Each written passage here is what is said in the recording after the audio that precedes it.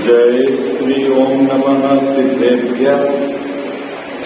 जय श्री ओम नमः सिद्धेभ्यः। जय श्री ओम नमः सिद्धेभ्यः। ओंकार बिंदु संयुक्तम नित्यं ध्यायन्ति योगिनः कामदं मोक्षदं चैव। ओंकाराय नमो नमः। मंगलम भगवान वीरो मंगलम गोत्रमो गणी मंगलम कुंद कुंदायो जैन धर्मोस्तु मंगलम।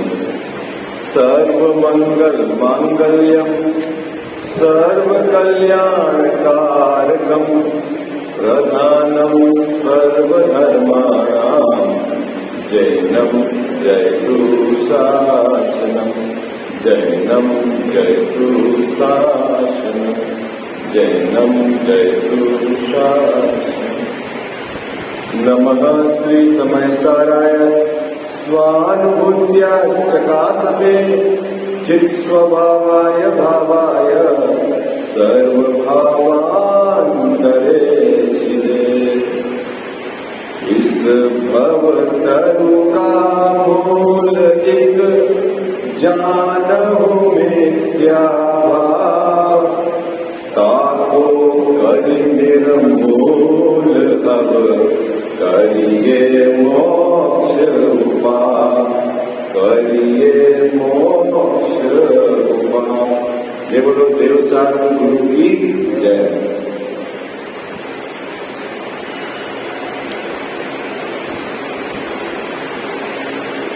सातवां अधिकार मोक्ष मार्ग प्रकाशक ग्रंथ विराजमान है। उस पर कल अपन ने चर्चा प्रारंभ की थी।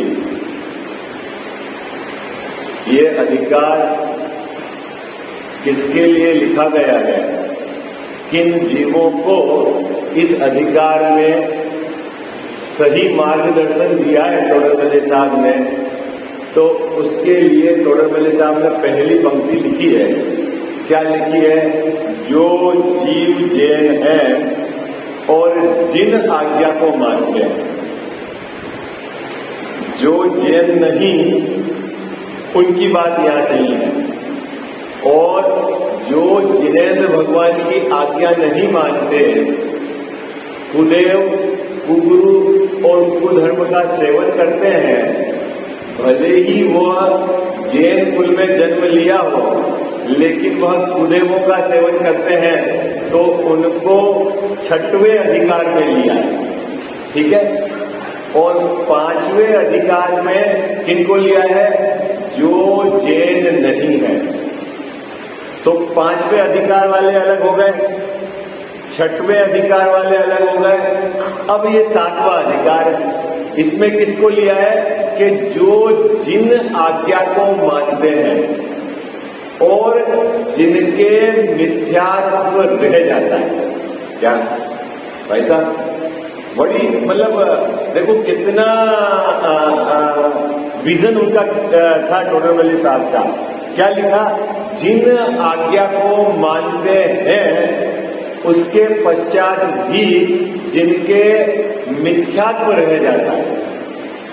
अब आप में से किसी का यह प्रश्न होगा कि साहब, जिनेंद्र भगवान की आज्ञा को मानने वाला वो तो नियम से सम्यक दृष्टि होना चाहिए, क्योंकि हमने सम्यक के 10 भेद पढ़े हैं।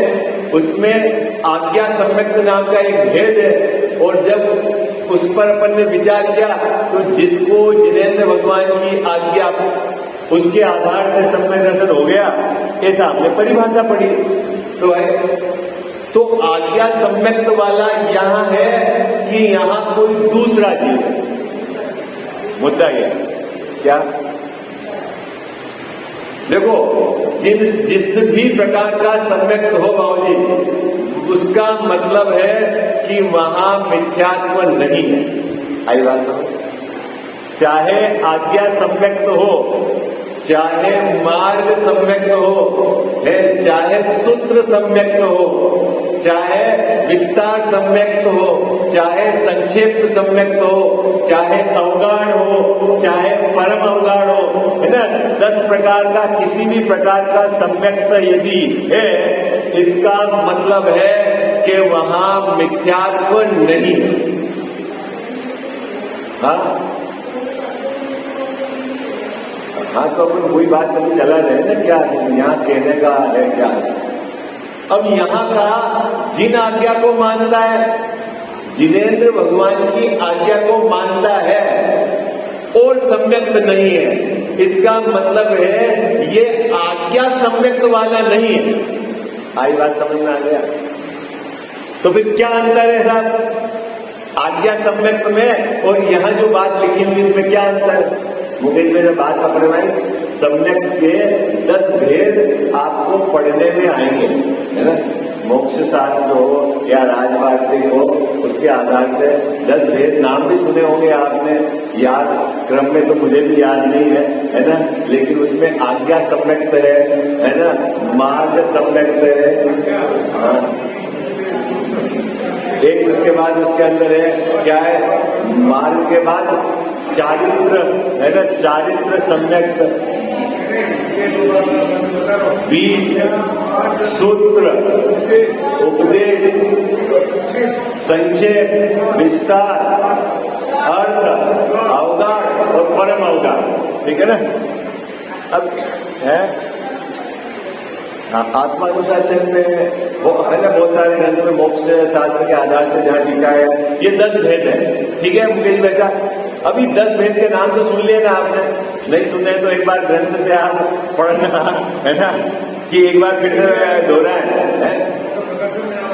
मोक्ष प्रकाशक में भी आएंगे, चलो तो फिर जब आएंगे तब उन्हें पर उसकी चर्चा करेंगे, है। लेकिन अभी यहाँ मुझे तो पहले नंबर का जो सम्यक्त है उसकी बात करनी है। पहले नंबर का सम्यक्त का क्या नाम है? आज्ञा सम्यक्त। अब आज्ञा सम्यक्त किसको कहते हैं ये बताओ। 332 पेज।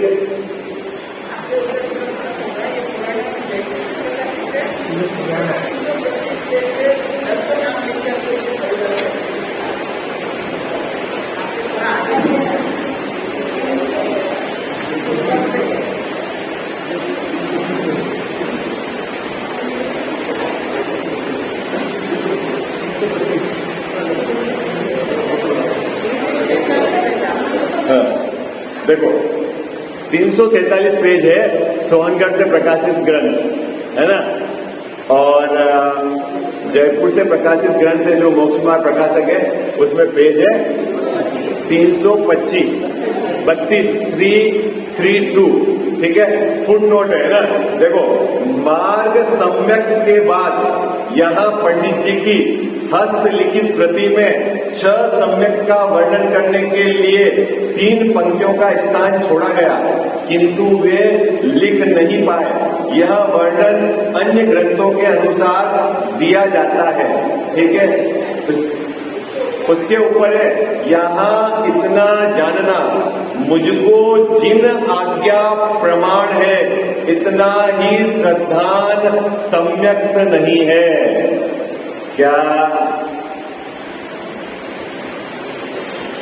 क्या लिखा? पहला प्रश्न पढ़ता हूं, जिन आज्ञा से तत्व श्रद्धान हुआ हो तो आज्ञा सम्यक्त है। Page number 347।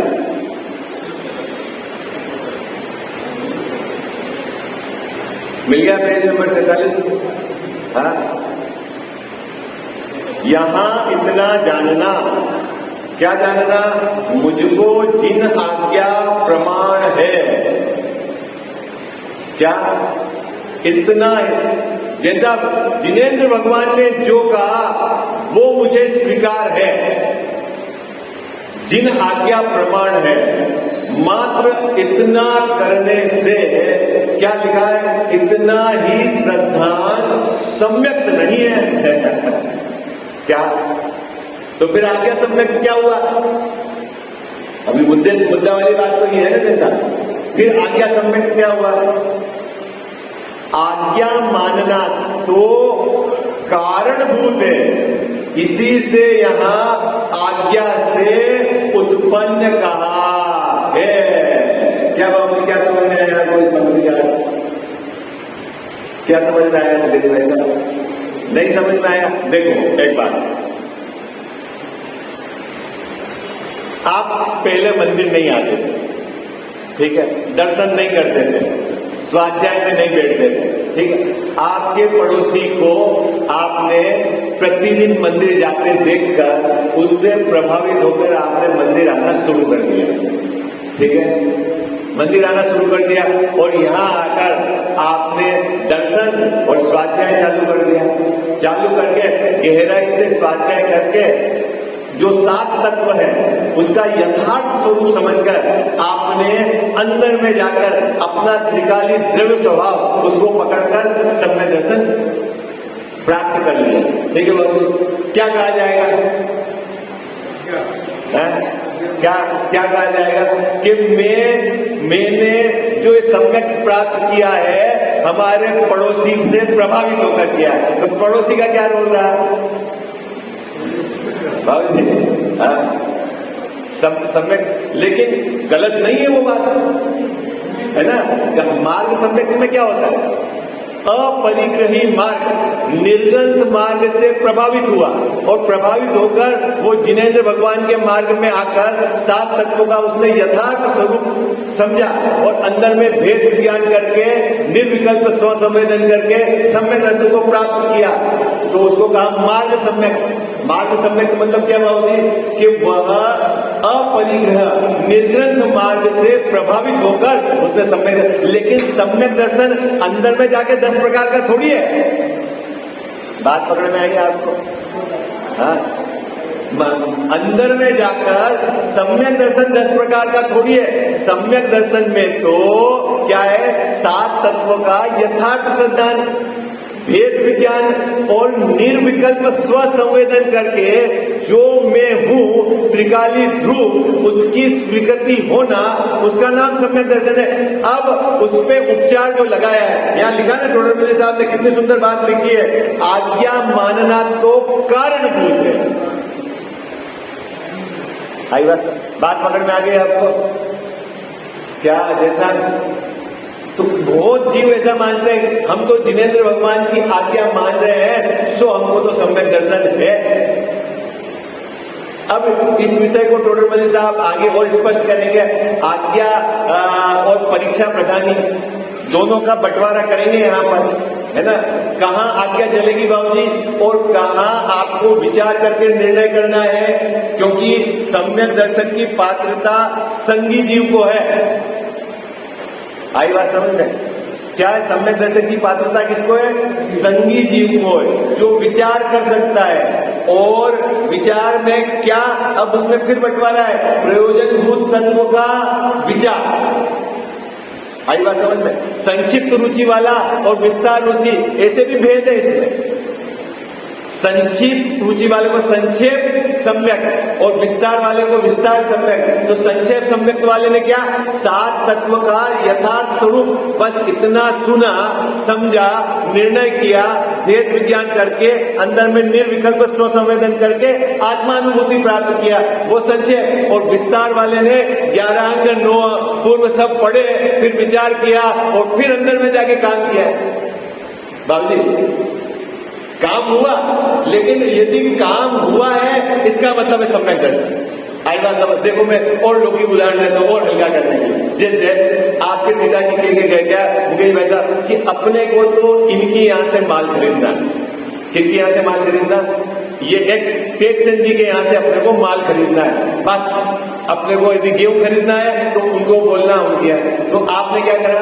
पिताजी की आज्ञा सर्वोपरि है और टेकचंद जी के यहां से गेहूं खरीदा। अब दूसरा व्यक्ति क्या करता है? जगत में देखता है कौन प्रामाणिक व्यक्ति है। उसने 4 जनों से पूछा और पता चला कि टेकचंद जी प्रामाणिक है। उसने इतनी पता करके गेहूं खरीदा। और एक तीसरा व्यक्ति है, वो 20 दुकान पे गया, सबके यहाँ से सैंपल लाया, सबके रेट देखे और फिर बाद में टेकचंद जी के यहाँ से गेहूं खरीदे। गेहूं खरीदने में क्या फर्क है? बात पकड़ में आ गया।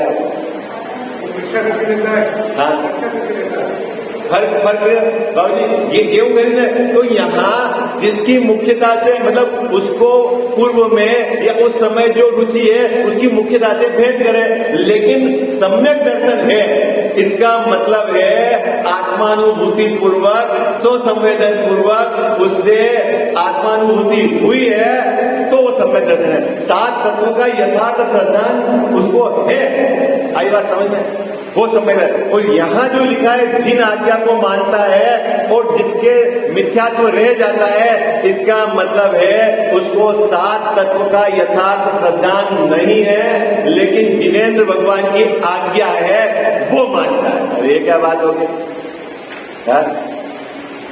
जैसा अब ये बड़ा कंफ्यूजन है कि आज्ञा मानता भी है और आप कह रहे हो यथार्थ श्रद्धान नहीं है। ठीक है, अभी देखना स्वाध्याय किसको कहते हैं, बोलो भाई स्वाध्याय किसको कहते हैं?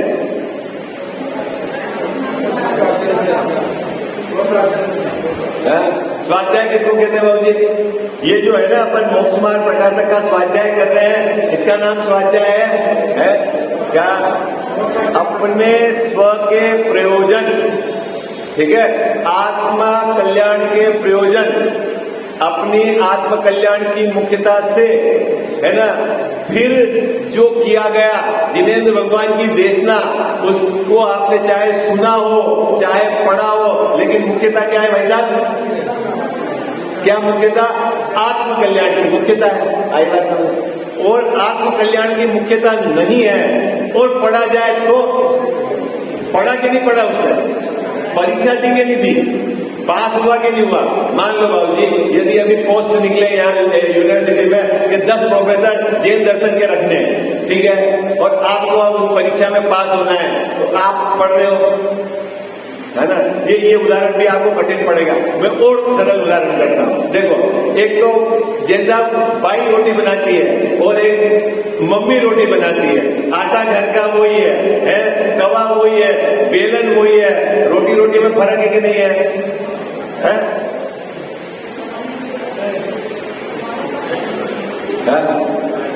क्यों संजय जी वैसा फर्क है कि नहीं है?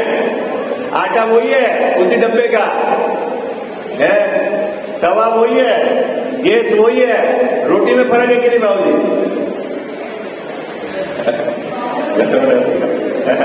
क्या गड़बड़ होगी?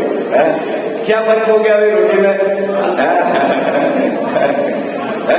तो अब आप भाव पकड़ो, भाव आप बोलते हो, फिर बोलते माँ के हाथ का खाना, माँ के हाथ का खाना और भाई के हाथ का खाना बराबर है क्या अंतर है? बोलो भाई।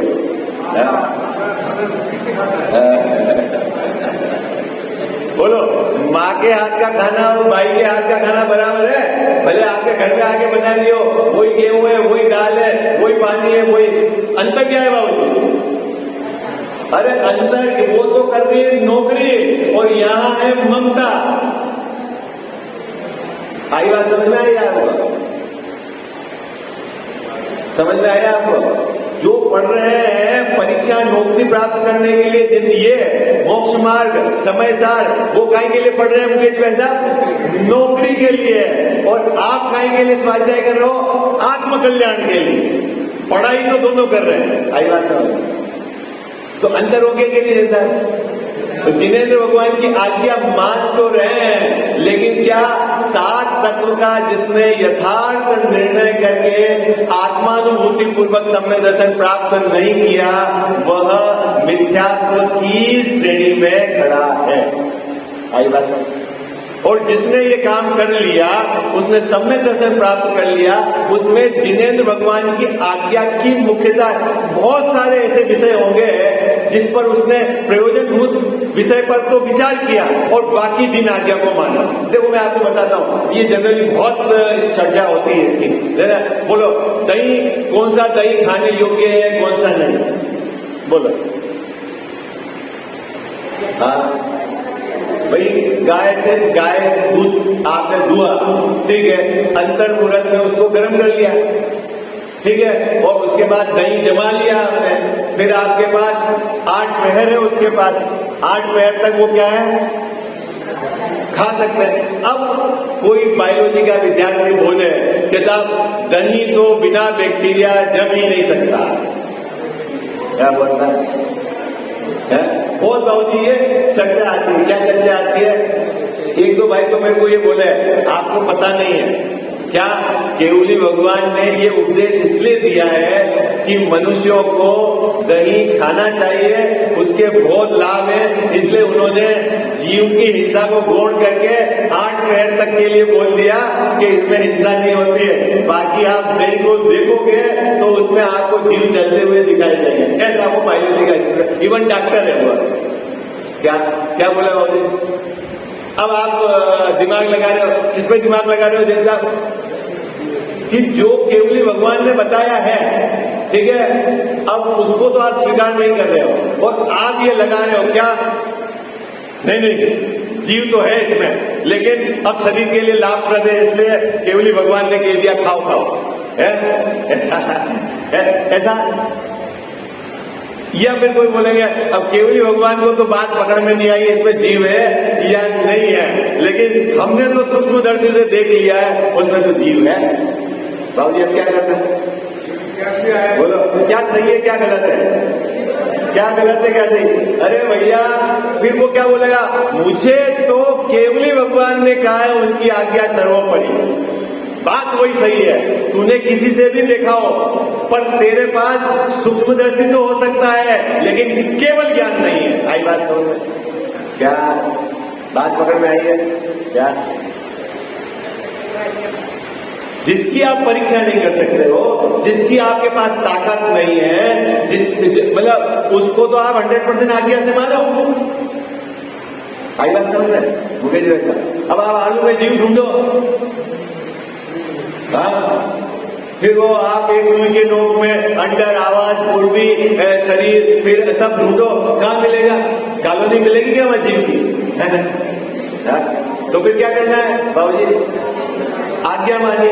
लेकिन जिनेंद्र भगवान की आज्ञा मानकर आपने आलू छोड़ा है, आपने मर्यादा वाला दही लिया है, ये बात तो सच्ची है, लेकिन इस आज्ञा से सम्यक दर्शन नहीं होता।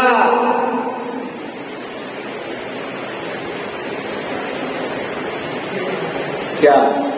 और इस अधिकार में तो वो वाली बात भी नहीं है, इस अधिकार में तो उन शिष्यों को पकड़ा है जो जिनेंद्र भगवान की आज्ञा मानकर स्वाध्याय करते हैं। बिना स्वाध्याय करने वाले के कौन सा आभास? न तो वो निश्चय जानता है, न तो वो व्यवहार जानता है? वो तो स्वाध्याय ही नहीं करता, तो फिर उसके कैसे आभास होगा? क्या होगा? उस दिन तो जिनेंद्र भगवान के दर्शन क्या करे? दुकान खोलने के लिए है, ज्यादा से ज्यादा परंपरा के, कुल परंपरा के आधार से कौन विचार करता है? ये तो गड़बड़ी किनके है बाबूजी? इस अधिकार की गड़बड़ी जो स्वाध्याय करते हैं लेकिन जिनेंद्र भगवान के वचनों को जो हमको आचार्य परंपरा से प्राप्त है उसका मिलान बरोबर नहीं करते, उसकी अपेक्षा बरोबर नहीं समझते, और अपेक्षा न समझकर गलत अपेक्षा पकड़कर जिनका श्रद्धांजलि चलता है उनको यहां पकड़ा है। आई बात समझ? किनको पकड़ा है यहां पर भैया? किनको पकड़ा है यहां पर टोटल साहब ने? हाँ, स्वाध्याय तो करते हैं लेकिन क्या है, उन अपेक्षा सही नहीं समझी बस। हाँ भाई, अब आपको तो जब आपको स्वाध्याय वाली श्रेणी में डाल दिया है तो अब आपको पकड़ा है। देखो एक बहुत मार्मिक बात है इसमें बाबूजी, 4 बंटवारे हैं यहाँ पर, है ना?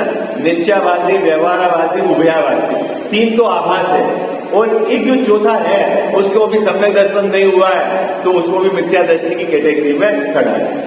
आई बात?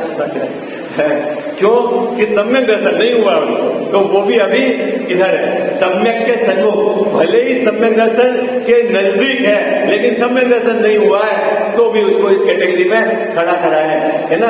तो अब यहाँ अपने को बारीकी से समझना है, क्योंकि हम स्वाध्याय तो कर रहे हैं लेकिन क्या हमने बरोबर अपेक्षा मिलाई या नहीं? यह अधिकार मुख्य रूप से हमारे लिए ही लिखा गया है। क्यों कि यहाँ टोडरमल साहब ने लिखा है मिथ्यात्व का अंश भी बुरा है। क्या क्या लिखा है? मिथ्यात्व का अंश भी बुरा है। अब फिर समस्या है इस पंक्ति में कि मिथ्यात्व का अंश होता है, कोई बड़ा मिथ्यात्व कोई छोटा मिथ्यात्व, ऐसा होता है? अंश अंश मतलब क्या समझते हो बाबूजी? ऐसे भेद पड़े क्या बाबूजी आपने? देखते जी बाबूजी ये बड़ा मिथ्यात्व ये छोटा मिथ्यात्व है। वो कैंसर होता है ना, तो कैंसर में तो बताते हैं ये 4th स्टेज वाला है, ये 3rd स्टेज वाला है, ये 2nd स्टेज वाला है और ये 1st स्टेज का कैंसर है। तो मिथ्यात्व में भी ऐसा है, ये 1st स्टेज ये 2nd स्टेज बोलो ग्रहित अग्रहित तो है। वो तो यहाँ लिखा हुआ है, देखो क्या लिखा है, देखो निकालिए, पेन निकालिए। हाँ, ग्रंथ सबके पास रखना है ना। अब जो जीव जैन है, जिन आज्ञा को मानते हैं और उनके मिथ्यात्व रहता है, देखो इस पंक्ति से ये बात स्पष्ट है, इस अधिकार में मिथ्या दृष्टि का ही वर्णन है।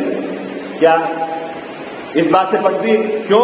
भले ही वो जिनेंद्र भगवान की आज्ञा मानता है, उसके बावजूद भी उसके मिथ्यात्व रहता है।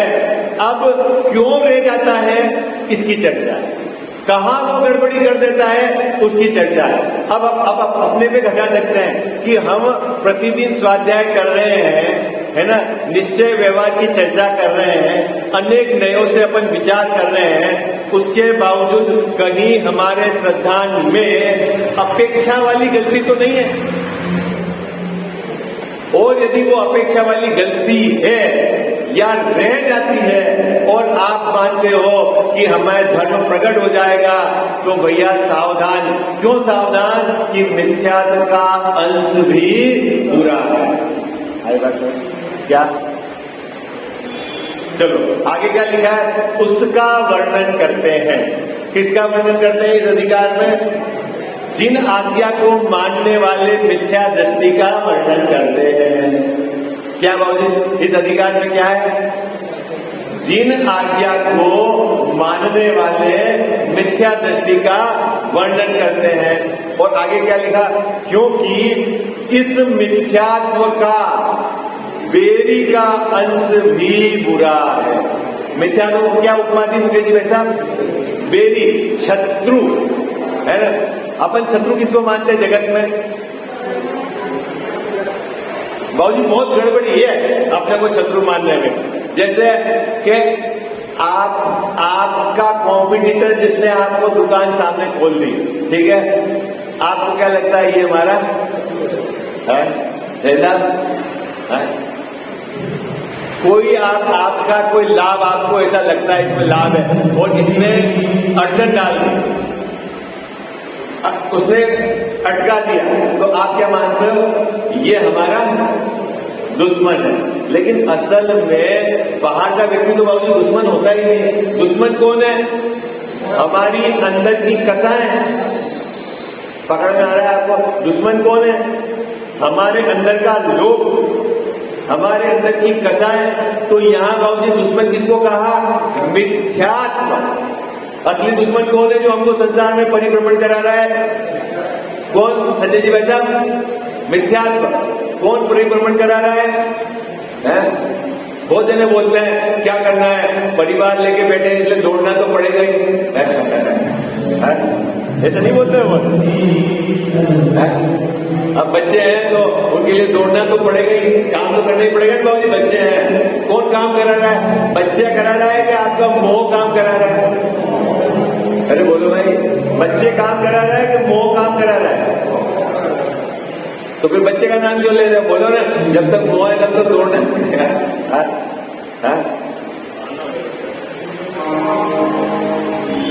तो अब संसार में कौन परिभ्रमण करा रहा है बाबूजी हमको? 4 लाख योनि में कौन हमको परिभ्रमण करा रहा है?